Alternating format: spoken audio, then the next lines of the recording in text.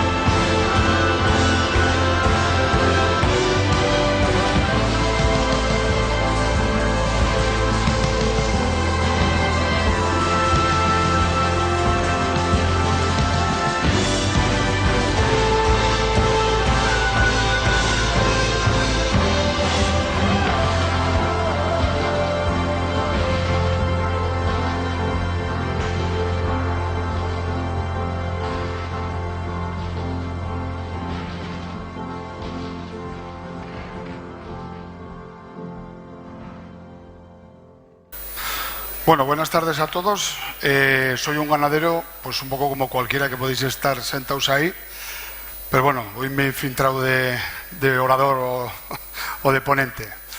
He titulado la charla Fracción sólida del purín en cubículos, miedos y realidades. Yo creo que cualquier ganadero, cuando conocemos este sistema, la primera reacción es decir no. O sea, no, esto en mi granja no. Y da miedos, ¿no? Entonces yo os voy a intentar explicar cuál ha sido nuestro proceso de maduración de la idea, de decisión de qué solución hemos adoptado, y luego vamos a sacar unas fotografías de qué ha pasado en los 5 últimos años y ver si ha tenido un impacto positivo o negativo el hacer este cambio en el manejo de cubículos, ¿no? Bueno, nosotros estamos ubicados en Navarra, en la zona norte de Navarra, tenemos una influencia claramente atlántica. Igual que todas las explotaciones tenemos que cumplir las normas medioambientales, pero en nuestro caso estamos ubicados dentro de una zona especial conservación, estamos dentro de la red Natura 2000. ¿Qué implica eso? Pues que aún se nos mira con más lupa a la gestión que hacemos medioambiental, ¿no? Quiero dejar claro qué climatología tenemos donde está ubicada nuestra explotación. Tenemos una altitud de 550 metros, clima atlántico, 1.300 milímetros de precipitación media al año con 143 días. En Galicia llueve, pero allí también. Entonces, ayer con algún ganadero gallego me decían, no, pero es que aquí llueve, ya, pero ¿cuánto llueve? Entonces, por curiosidad he mirado y en Lugo son 260 litros menos que allí. Entonces, habrá zonas de Galicia que llueve bastante más que hay, pero hay muchas zonas de Galicia que llueve similar, poco más o incluso menos. Entonces, creo que el tema de la humedad es un poco excusa. Y los resultados que hemos tenido nosotros creo que puede ser trasladable, no digo a toda Galicia, pero sí a gran parte de Galicia. Tenemos una influencia también del Pirineo, porque estamos prácticamente en el Prepirineo y tenemos unas temperaturas más o menos bajas. La explotación la cooperativa se fundó en el año 1996. El origen son 4 explotaciones familiares que hemos ido poco a poco creciendo y en la actualidad estamos 4 socios trabajadores y 4 empleados.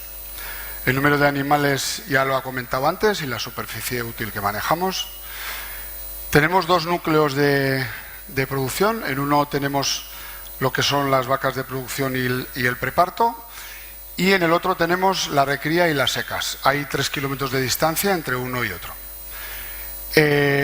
Sí me gustaría mostraros que la nave principal de producción es una nave muy baja, muy ancha, con mala ventilación, y está situada en una vaguada. O sea, tiene unas condiciones negativas en cuanto al tema de aireación. Me gustaría trasladaros un poco al momento en que nosotros nos planteamos utilizar este sistema. Nosotros en el año 2010-2016 estábamos gestionando los purines en una planta de biogás mancomunada, que era municipal. Como estábamos en una zona de especial conservación, pues se planteó hacer una planta de biogás como una medida innovadora y demás. Gestionábamos el purín, yo creo que más o menos bien, pero nos daba unas restricciones. Teníamos los cubículos de paja, porque en nuestra zona la paja es relativamente barata, pero al manejar el purín en la planta de biogás no podíamos utilizar toda la paja que queríamos, porque nos generaba problemas con la carga del camión y demás. No podíamos usar arena, no podíamos usar carbonatos. Entonces éramos conscientes que teníamos un problema en Cow Comfort, pero estábamos limitados, no podíamos buscar una solución. Estábamos en un círculo vicioso que no encontrábamos un material o una gestión de los cubículos para mejorar el Cow Comfort. En el año 2016 hay un cambio en las tarifas eléctricas, el ingreso de la planta de biogás se reduce a la mitad y la consecuencia es que la planta se cierra. Y nos encontramos de la noche a la mañana, después de 6 años, que tenemos que volver a gestionar cada explotación nuestros purines en un entorno que estamos mirando con lupas y con un cierre de una planta muy traumático.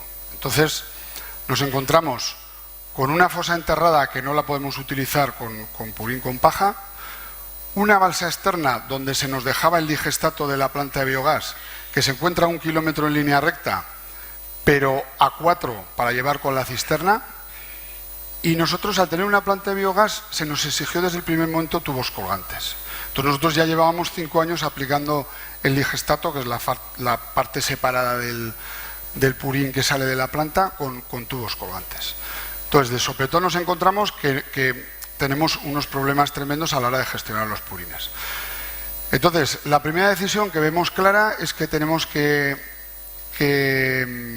colocar un separador de fases para obtener el sólido y el líquido. De esa forma podemos usar la fosa enterrada con el líquido que resulta de la separación. Colocamos una tubería que une la explotación con la balsa externa de 1 kilómetro, que nos permite bombear y a muy bajo coste colocar el purín en la balsa externa, y nos permite seguir utilizando muy fácilmente las cisternas con tubos colgantes. Es en este momento, una vez que hemos decidido colocar el separador de fases, cuando nos empezamos a plantear, claro, vamos a tener la fase líquida, pero vamos a tener la fase sólida, y no queríamos que esa gestión de la fase sólida, que implicaba pues ampliar un estercolero o lo que sea, pues nos diese más trabajo, ¿no? Entonces empezamos a valorar el utilizarlo en cubículos. Nos gustaba el sistema porque nos evitamos inputs en la granja, pues como puede ser paja, arena, cualquier material. Fomentamos la economía circular de la explotación, porque es un producto ilimitado que lo producimos dentro de la explotación. Por lo que poco que podemos consultar, creemos que el Cow Comfort nos va a aumentar muy bien, que es lo que llevamos años buscando, y creemos que nos va a dar un ahorro económico. Entonces, claro, cuando nos planteamos, vamos a estudiar cómo podemos utilizar esta cama, pues nos viene de sopetón todos los miedos, ¿no? Entonces, me traslado yo 3 años atrás y he puesto un poco los miedos principales que nosotros teníamos y que coincidirá muchos con los que puede tener cualquier ganadero que esté valorando el utilizar esta cama, ¿no? Entonces, el primero era, ¿cómo lo utilizamos? ¿De forma directa o hay que hacer un tratamiento térmico? Y si hay que hacerlo, ¿qué tipo de tratamiento? ¿Produciremos cantidad necesaria? Porque tampoco hacemos nada si conseguimos material para el 80% del cubículo y para el resto tenemos que traer otro material. ¿Cómo lo aplico? ¿Cómo lo manejo? ¿realmente el confort será bueno? También nos daba miedo qué podía pasar en momentos extremos de mucha calor y sobre todo de mucha humedad. Nos daba miedo que el producto absorbiese mucha humedad ambiental y aquello se convirtiese en una especie de papilla o no habíamos visto en ningún sitio y teníamos miedo, ¿no? Y luego el tema principal, pues de calidad higiénica, mamitis, células somáticas y si es económicamente sostenible. Entonces vamos a ir viendo un poco estos interrogantes que teníamos entonces, pues cómo los fuimos resolviendo y luego analizando un poco la realidad de la explotación, pues cada uno sacará sus conclusiones. Utilización directa o con tratamiento térmico. ¿Y qué tipo de tratamiento térmico? Antes Oriol ha explicado ya el tema del compostaje, los diferentes sistemas, entonces voy a pasar directamente a nuestra decisión. El uso directo lo descartamos enseguida porque hace 3 años vimos un caso práctico en Guipúzcoa que nos gustó el Cow Comfort, pero el miedo es libre y nos daba miedo utilizarlo directamente y lo descartamos. O sea, veíamos claro que teníamos que hacer algo. Tenemos otro condicionante en la explotación, es que no tenemos espacio. Entonces, al no tener espacio, pilas de compostaje y compostaje con ventilación forzada lo desechamos también. Y solo nos queda la opción de sistemas mecánicos, ¿no? Que pueden ser el tromel horizontal o la biocélula vertical. Entonces, ni sabía que existía tromel, ni biocélulas, ni nada. Pues a base de buscar por ahí, en internet, pues fuimos dando con información y bueno, pues nos fuimos adentrando un poco en este mundo que aquí era prácticamente desconocido, ¿no? Entonces, a la hora de elegir un sistema, yo creo que hay 4 variables sobre las que podemos incidir principalmente, ¿no? Es el tamaño de partícula del producto que nos va a salir, que básicamente lo hacemos con la criba que utilizamos en el separador. El porcentaje de materia seca, que antes, como ha comentado Oriol, tiene que ser un separador de alto rendimiento que nos dé un mínimo de 33-35% de materia seca. La temperatura a la que vamos a tratar, si decidimos tratarlo térmicamente, y luego el tiempo de retención o tiempo que está pasando ese proceso, ¿no? Entonces, tras analizar las distintas alternativas, pues nos decidimos por la biocélula vertical, principalmente por el poco espacio que ocupa, porque con 20 metros de largo y 4 de ancho tenemos suficiente para colocar el sistema y almacenar lo que nos va sobrando y el montón que se nos va generando para utilizar. Entonces, voy a explicaros más o menos cómo funciona la instalación, ¿no? Esta parte es común a cualquier sistema que adoptemos. Tenemos que tener una fosa donde se recepciona todo el purín de la explotación. En esa fosa tiene que haber un batidor y una bomba bien diseñadas que nos mandarán el purín bien homogéneo al separador. El separador nos separará la parte líquida que tiene que ir a otra fosa y la sólida que nos cae directamente al suelo si lo vamos a usar directamente. En nuestro caso, en vez de caer al montón directamente, cae a esa máquina o a esa biocélula higienizadora, ¿no? Más o menos metiendo todo el purín de la explotación para encamar los cubículos, llenando, de sobra, utilizamos un 60-70% de la producción. Y entre un 30 y un 40 nos sobra y lo destinamos.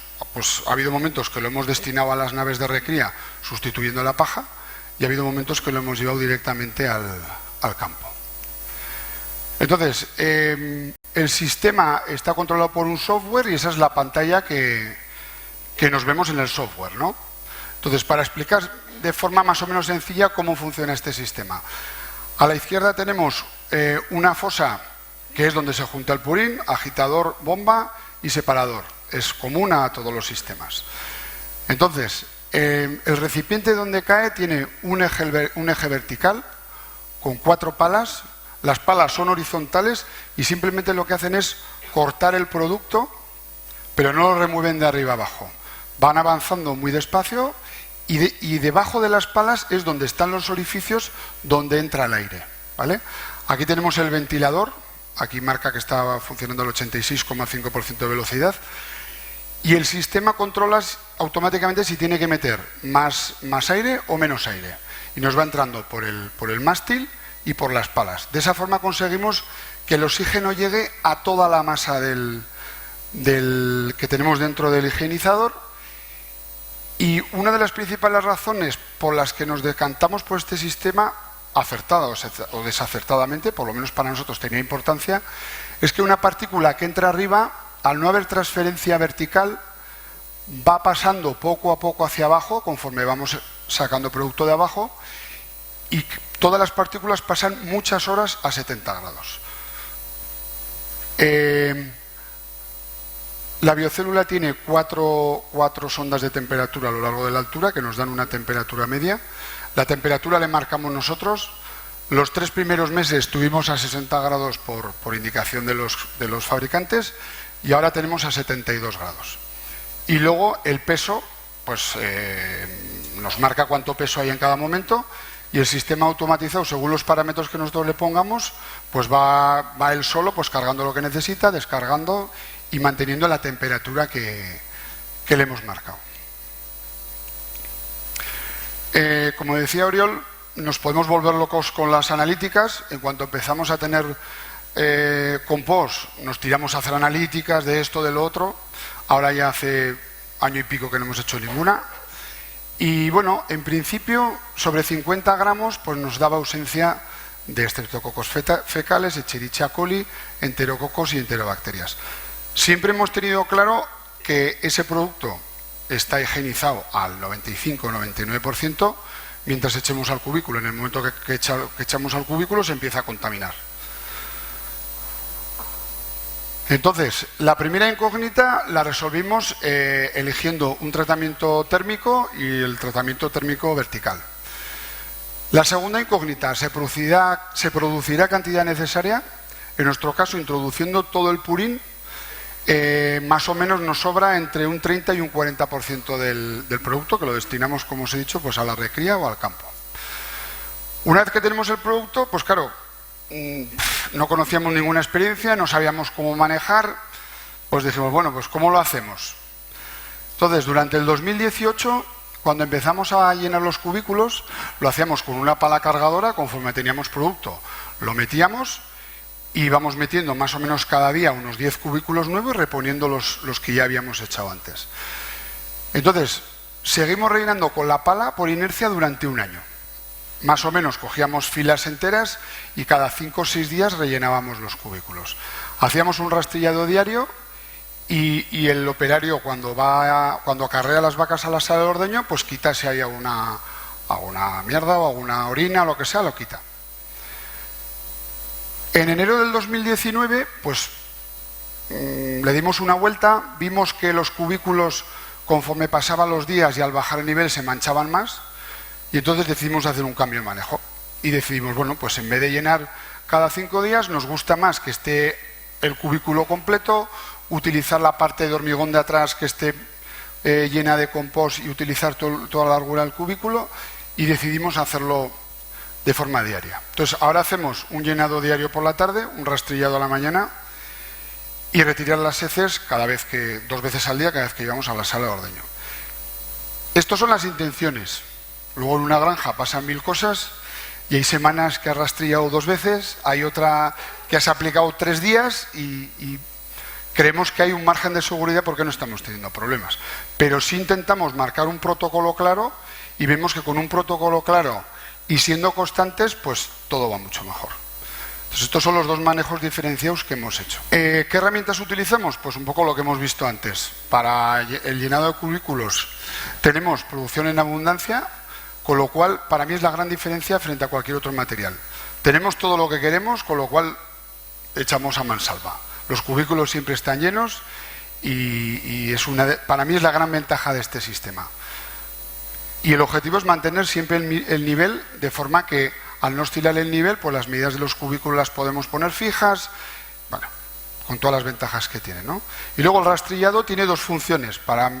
En la función mecánica, que es el dar esponjosidad al cubículo y que sea cómodo, y la función microbiológica para intentar evitar que nos proliferen patógenos, ¿no? Entonces, este es el cazo con el que con el que echamos diariamente. Es un cazo pequeño, tiene una capacidad de 1,2 metros, o sea, es pequeño. Y echamos una cantidad, con un cazo de estos echamos más o menos unos 45 o 50 cubículos. O sea, simplemente es dar una pasada y echar una pequeña cantidad. Así es como están a la tarde, y lo que hacemos es pues echar una capa de compost higienizado encima del cubículo. Más o menos viene a costar, en ese caso 54 cubículos, pues en 2 minutos, 2 minutos y medio hemos encamado. Eso es lo que dice Oriol, al final es organización de la granja. El rastrillar y el echar es muy muy rápido, pero tiene que estar coordinado con el ordeño y con el sacar los animales fuera, ¿no?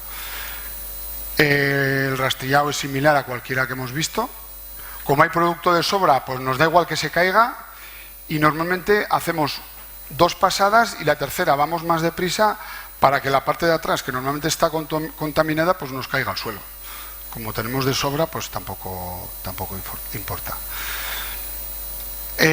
¿Cómo se comporta con calor extremo o con humedad extrema? Con calor extremo no hemos tenido ningún problema. Cuando visitamos 3 granjas en Italia que tenían este sistema, sí que nos dijeron que era una zona muy seca, y en verano hacían que el compost fuese un poco más húmedo para evitar que los ventiladores sacasen polvo. Nosotros no hemos tenido ese problema. Creo que el tamaño de partícula también lo tenían más pequeño. Y con la humedad, pues bueno, 1.300 litros de pluviometría, pues llueve menos que partes de Galicia, pero tenemos periodo de 2 meses que llueve igual que aquí. Y en principio no vemos ningún mayor incidencia de mamitis, ni subida de células, ni... Es con la aplicación diaria es mantener lo más seco posible el producto y ya está. O sea, no vemos problema con el tema de la humedad. ¿Conseguiremos que el confort sea realmente bueno?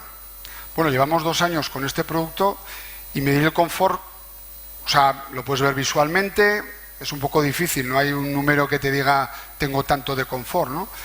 Entonces, hemos analizado la evolución de algún parámetro pues que está directamente ligado al confort, como hemos visto en charlas anteriores, ¿no? Entonces, aquí tenemos la evolución de la fertilidad en los últimos 5 años, sin entrar en nivel de tenemos tanta fertilidad o tal, pues se ve una evolución clara, y que la concentración de todos los picos altos prácticamente está a partir de cambiar de cama, ¿eh? También tenemos picos bajos, y el sacar estas gráficas nos ha servido para darnos cuenta que tenemos un estrés por calor brutal. O sea, todos los picos coinciden con los veranos, todos, y bueno, pues pensábamos que no teníamos tanto estrés por calor, pero las gráficas nos dicen que sí, y habrá que tomar alguna medida. Fertilidad en primera inseminación, lo mismo.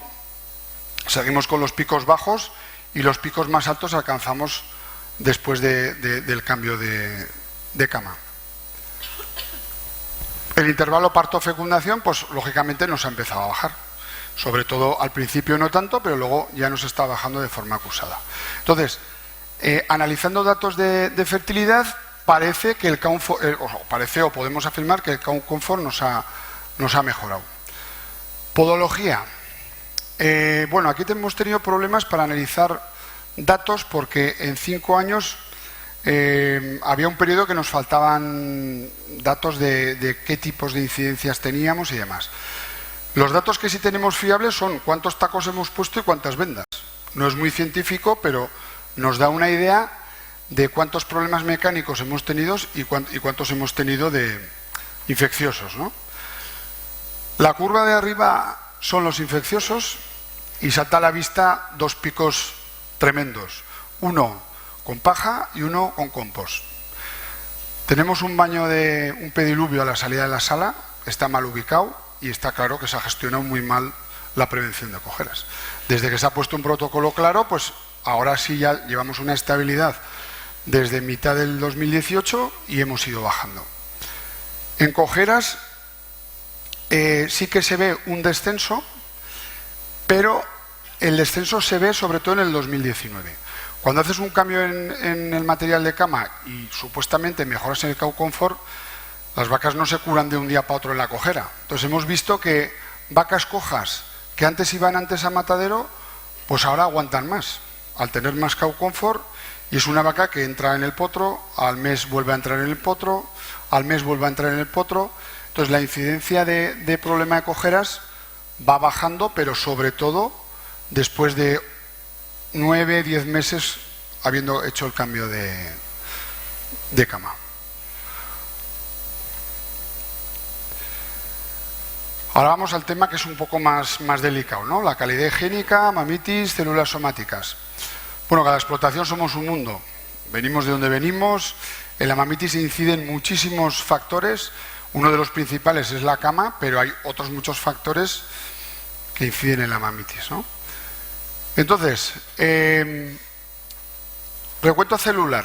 En 2016 tuvimos una media de 235, 2017 276 y el compost lo iniciamos más o menos en 1 de enero del 18. En el 18 la media de células hemos bajado a 246 sin hacer ningún otro cambio en el manejo, siguiendo con la misma dinámica. En octubre, o sea, hasta octubre del 2019 seguimos bajando a 218.000. Y en el número de casos de mamitis clínica, en 2016 estamos en un 36%, en años anteriores más o menos parecido. En el 17, siendo un año mixto de paja y de compost, hemos bajado al 22%, pero ahí está claro que tratamos menos casos clínicos y por eso hemos tenido más células. En el 2018 tenemos ya un 24,6% de mamitis y hasta octubre del 2019 estamos en un 16,8%. Hemos hecho una previsión del 20%, pero yo creo que estaremos por debajo. ¿Cuántas mamitis es eso? ¿Cuánto es un 36%? ¿Cuánto es un 22%? ¿Cuánto es un 24%? Hay mucha gente que cuando das estos datos dices, pues eso es mucha mamitis. Bueno, pues ¿cuánta mamitis es? Ahora mismo estamos teniendo un caso clínico al mes cada 60 vacas. 120 vacas, 2 casos. 180 vacas, 3 casos. Ese es el nivel de mamitis que estamos teniendo ahora. De donde venimos nosotros, pues creemos que es un nivel muy bajo de mamitis. Entonces hemos tenido una mejora en el recuento celular y una mejora en el número de casos clínicos de mamitis. Estas gráficas vienen un poco a ser lo mismo. Aquí he puesto el número de porcentaje de mamitis clínicas en 2019, por meses. Entonces, vemos una estabilidad muy clara. Estamos por debajo, en torno a un 1,5% de mamitis todos los meses. Hemos tenido un pico en julio y hemos vuelto a bajar otra vez.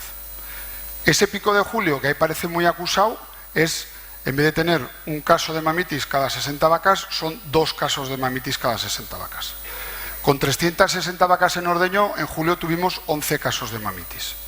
Y el resto hemos tenido 5 o 6, en septiembre hemos tenido solo 2, y en lo que llevamos de noviembre hemos tenido 1, de momento. Entonces, parece que hay una tendencia poco a poco a la baja. En células somáticas, la media hasta el 31 de octubre del 19 eran 218.000 células. Si vemos todo el año, vemos que todos los meses hemos estado por debajo de 250.000.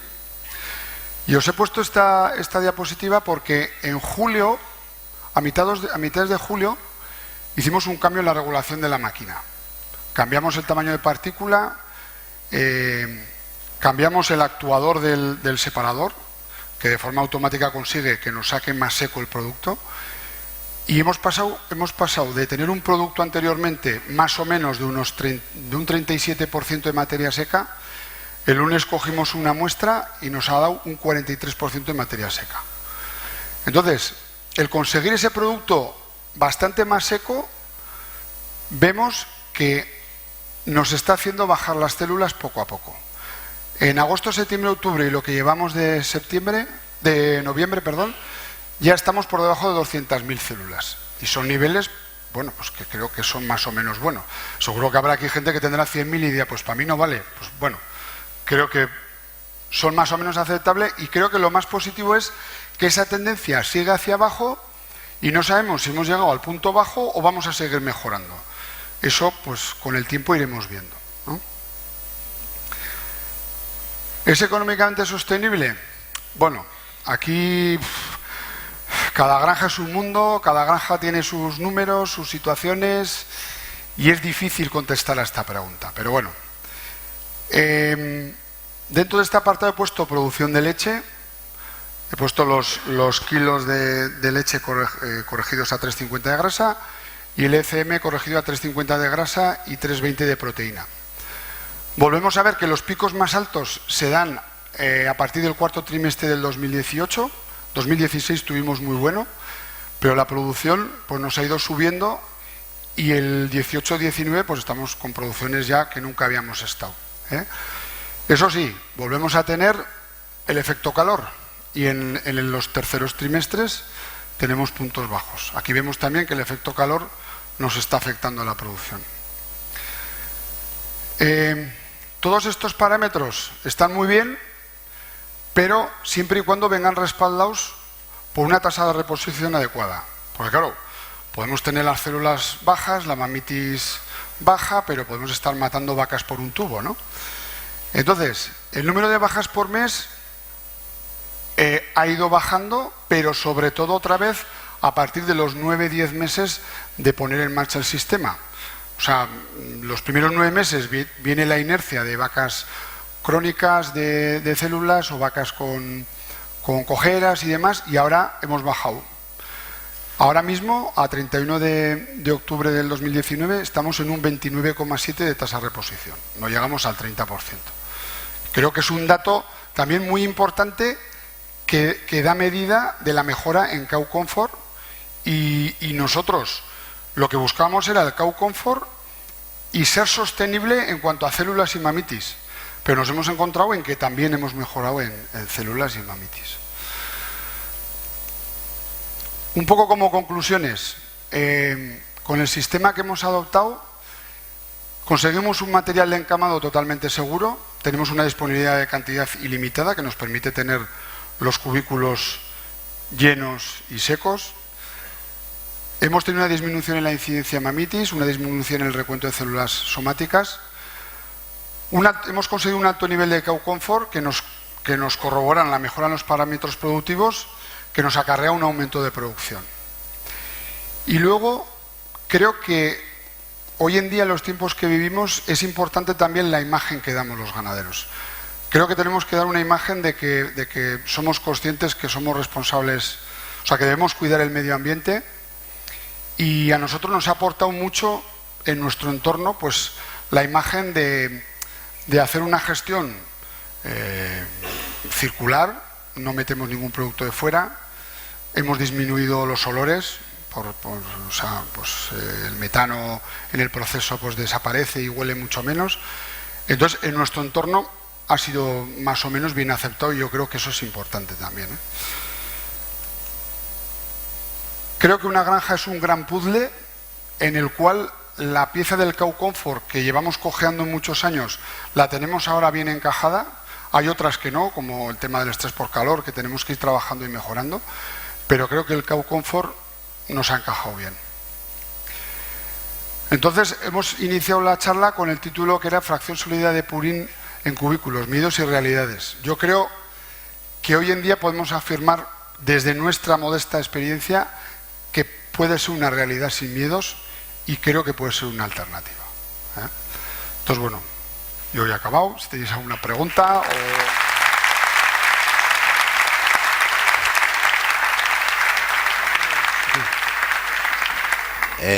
abrimos un turno de preguntas antes de la conferencia final. Muy bien, muchísimas gracias a los dos por las presentaciones. Pedro, lo has dicho brevemente ahora al final, el tema de olores y de todo esto en lo que es la zona de cubículos, en la granja y el propio digestor, ¿cuál es tu impresión? No, aquí. A ver, el tema de olores, más que mi opinión, yo me baso en la opinión de todos los que han visitado la granja. Ha habido muchísima gente que ha visitado la granja y una de las cosas que más les ha llamado la atención es que no hay olor. Entonces creo que también es muy positivo. Nuestra granja está ubicada a 300 metros en línea recta de la casa de campo de un hotel. Entonces, tenemos que tener cuidado con esas cosas. Y Oriol, ¿con qué frecuencia sacáis el material de las camas? En caso de cama de De regulación cama única, libre, sin cubículos. tenemos un cliente que no la ha sacado nunca entera. O sea, sacas al pasar el arado ya hay una parte que se va fuera, recoge esa parte y ya está. Y seguramente una vez al año o cada dos tiene que rebajar porque tiene tal volumen que ya es que las vacas están a punto de saltar la valla. Y aparte de eso, el caminar de las vacas por tanta... Las vacas caminan muy bien, el veterinario no. El veterinario, cuando tienes que ir a perseguir una vaca, ¿no? Una que no cierra, ahí hay un problema serio. Estuve visitando explotaciones en Brasil y ahí tardaban 3 y 4 años en cambiar la cama. Entonces, es que te da para... De manejo y de trabajo. Vaciar una cama de estas es mucho trabajo. Pero toca cada mucho. Buenas tardes. Una pregunta, creo que a Pedro. La máquina compostadora bueno, no me acuerdo el nombre. Sí. ¿Qué rendimiento o producción tiene? Es decir, ¿cuántos metros cúbicos de purín podrías procesar para sacar ese producto con esa materia seca? A ver, en principio hay diferentes tamaños. En la que elegimos nosotros podría procesar el purín de 500 vacas. Nosotros estamos con 400 con el preparto. Entonces, digamos que va un poco holgada y lo que hace es que el periodo de retención, el periodo medio que está el producto dentro es un poco más largo. Podría servir para una granja con 100 vacas más. Gracias. Hola, 2 preguntas. Mira, la primera, visto que la evolución que tiene la población bacteriana en el compost a las 24 horas, ¿consideráis de vital importancia meter algún método de tratamiento al purín una vez sacado del separador? Y la segunda, ¿cuál es la granulometría óptima de los separadores? Es decir, el tamiz ideal. A ver, en cuanto a la primera pregunta, nosotros una cosa que nos marcamos es que no queríamos hacer ningún tratamiento, ni fungicidas, ni carbonatos, ni nada. No estamos haciendo nada, en ningún momento. No aplicamos ningún producto. Y sobre todo los carbonatos porque son perjudiciales para la criba. En cuanto al tamaño de criba, hemos estado 1 año y medio con una criba de 1 milímetro y en septiembre cambiamos a la de 0,75. El producto es como más polvo, es más fino y a mí particularmente me gusta más. Creo que se comporta mejor, tiene más capacidad de absorción y creo que por ahí puede venir un poco esta progresión de los últimos 3-4 meses de bajada de células, ¿no? Nos quedaría otra criba aún más fina, que es la de 0,5, pero la de 0,5 nos daría problemas en el verano por ser las partículas demasiado finas y con ventiladores se levantaría polvo. Yo, desde mi experiencia, yo creo que la de 0,75 es la más adecuada. Lo que comentabas del recuento bacteriano, no, igual que Pedro, no está recomendado echar nada, airearlo y manejarlo bien. Y de hecho muchos de los estudios de estos mismos que evaluaron los recuentos bacterianos después no lo relacionan con una mayor incidencia de mamitis o no. De hecho hablan más que hay otros factores como la salud del ubre previa que tenía el animal o los manejos en la sala de ordeño o la estacionalidad que estos números tan elevados, porque siempre en calidad de leche se habría hablado que no tenía que haber más de 1 millón de unidades formadores de colonias por gramo de material. Cualquiera de estos sistemas lo supera con creces. Hay muchos más millones de bacterias de lo que se había recomendado años atrás, que partía de un solo estudio. Entonces no tiene realmente tanto impacto. Dejando aparte el tema de la Klebsiella, que este sí que nos da algún problemilla. Pero no se aplica nada. No, pero me refiero más bien al tema de si poner un troner, si poner ventilación forzada, no poner nada, porque al final lo que más afecta, por lo que explicáis, es el buen manejo de la cama y el buen aireado que se le hace día a día. Es así, no añadir nada y trabajarlo bien, nada más. Bueno, vamos a terminar la sesión y quiero hacer una intervención, Oriol, un momentito. Yo quería hacer solamente un comentario a Pedro, que después de ya unos cuantos años trabajando es la primera vez que oigo un ganadero que en material de cama dice: tú échale que tengo de sobras. Es la primera vez y se agradece mucho, de verdad. Es verdad, ¿no? Muy bien.